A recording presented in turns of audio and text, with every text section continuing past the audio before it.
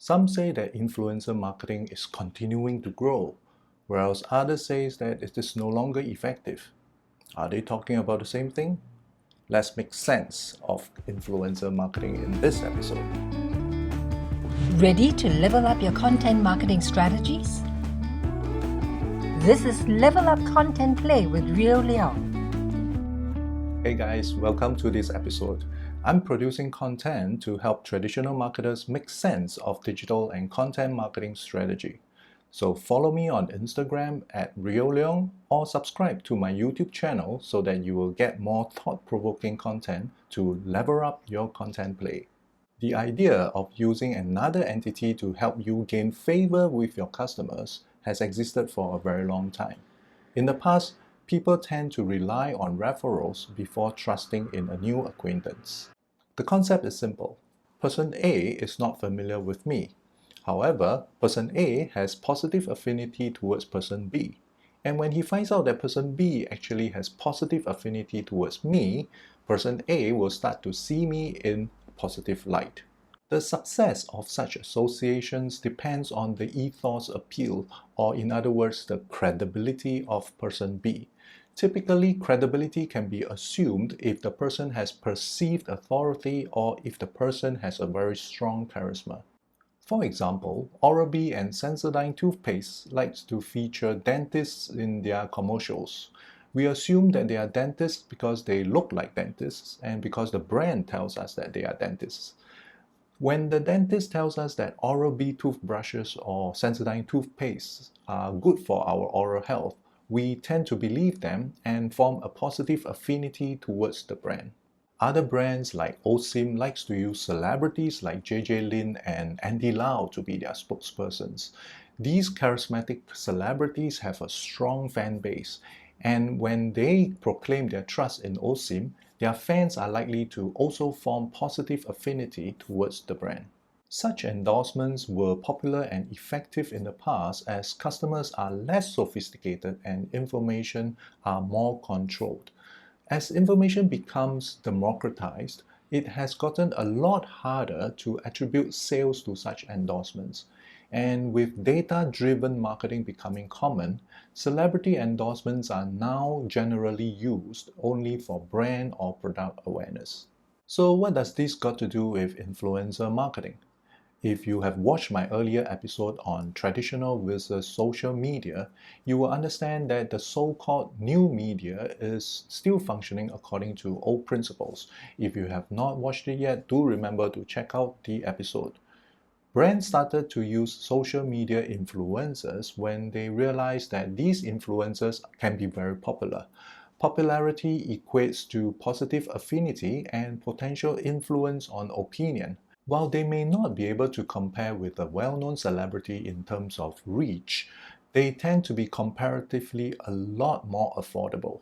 This is especially so when you factor in the fact that the influencers will produce the content themselves. From blog posts in the early days to videos, social media influencers are essentially content creators and publishers. To achieve the same reach, brands will use multiple influencers. And because they save on the production costs and also the lower endorsement fees, the overall cost will still be lower than compared to engaging a celebrity and producing an expensive ad campaign. Since there's money in the business, influencers begin to sprout everywhere. But there is an inherent problem in this model. When brands treat influencers like celebrity endorsers, they dictate the exact way to communicate the message because they paid for it, like the way they paid for advertising. So what we see are multiple influencers following a script and saying the exact same thing.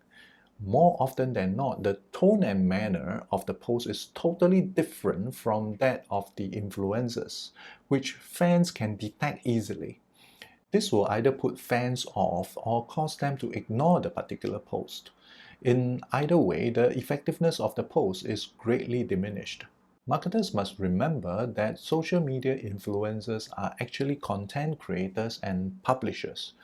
In traditional media, when a brand tries to get coverage on publications or networks, it is a public relations exercise.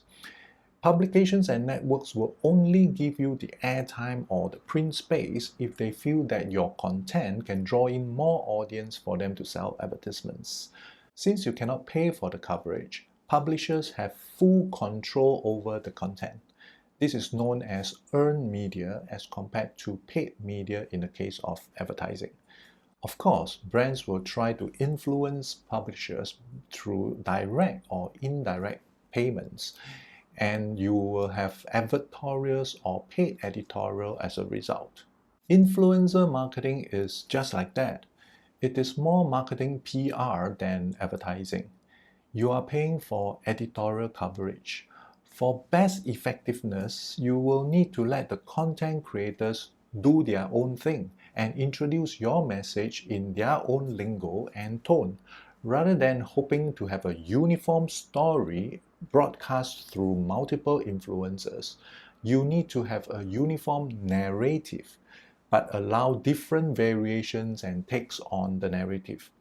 In this way, you can maximize the transference of the positive affinity from the influencer to your brand. Brands increasingly want to have attribution data to link their sales effectiveness to the influencer marketing campaigns.